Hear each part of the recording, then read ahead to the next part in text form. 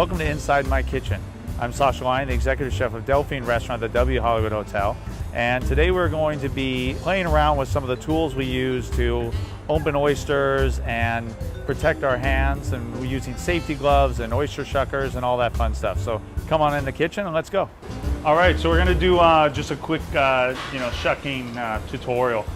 So if you look at the oyster, to understand the anatomy of the oyster, there is the flat surface of the top and the cup.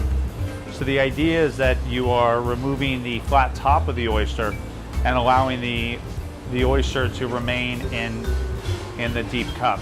Some oysters don't have as pronounced of a deep cup. West Coast oysters typically have a more pronounced deep cup, where an East Coast oyster may be a little flatter, like this one is. I guess most important things to think about, especially when shucking at home, is that the oyster knife can be a pretty dangerous tool. It's the only thing that's really necessary to get into this little tiny hole here and pop the oyster open from the back. Pop the oyster open, come across, take off the top with leaving no meat there, clean out any debris, and then just gently loosen the oyster and place it in the ice. I think, having your station ready to go, your ice ready to go, your clean towel, everything is important for oysters, because once they're open, they need to be eaten right away.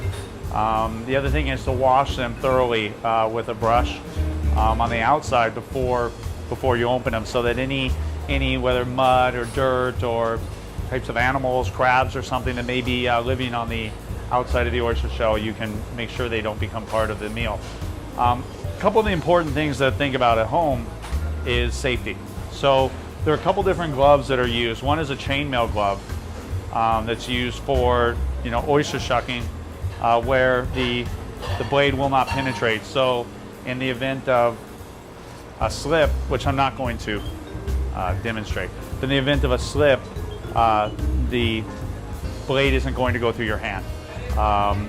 The other thing is not to shuck in your hand, but to actually keep it down on a towel, something that's steady, and just gently pop the oyster and remove the top. And again, place that right into the ice.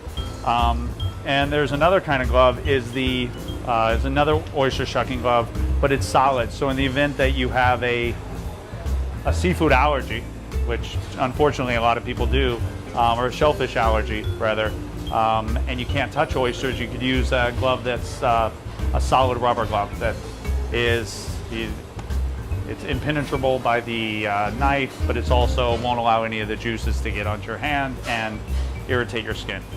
So that is oyster shucking at home. Thanks for coming inside my kitchen and shucking oysters with me and learning how to keep yourself safe and enjoying the fruits of your labor. Hope to see you soon at Delphine Restaurant.